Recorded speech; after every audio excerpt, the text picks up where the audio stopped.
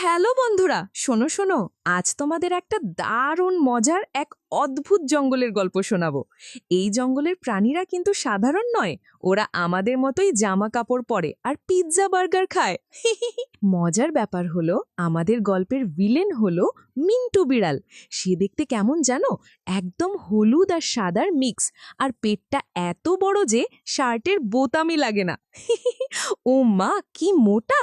মিন্টু খুব দুষ্টু আর নিজেকে ভাবে আই অ্যাম ভেরি স্মার্ট।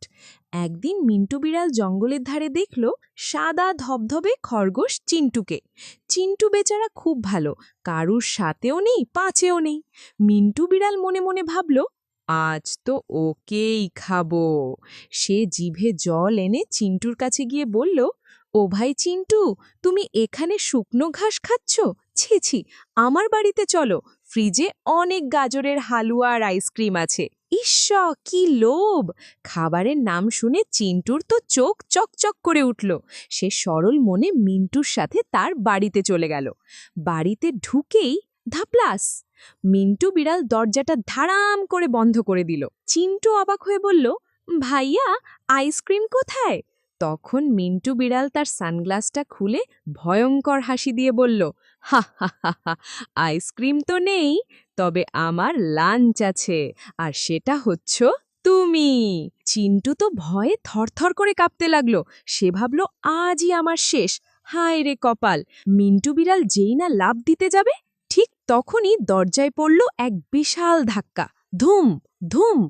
দরজা ভেঙে ভেতরে ঢুকল পুলিশের ড্রেস পরা বিশাল এক ডোরাকাটা বাঘ, আমাদের বাঘ মামা। বাঘ মামা এসেই এমন এক গর্জন দিল, হালুম! মিন্টু বিড়ালের হাত থেকে চামচ কাটা সব পড়ে গেল, ঠন ঠন ঠন। বাঘ মামা মিন্টুর কান ধরে বলল, লজ্জা করে না মিন্টু? দুর্বলকে ঠকিয়ে শিকার করা কাপুরুষার কাজ।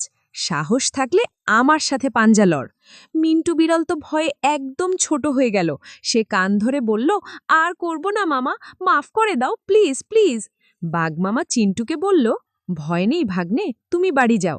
চিন্টু তো এক দৌড়ে জঙ্গল পার, সাই করে ভো দৌড়। সেদিন মিন্টু বুঝল, গায়ের জোর বা চালাকি নয়, দয়া আর সততাই হলো আসল হিরোগিরি।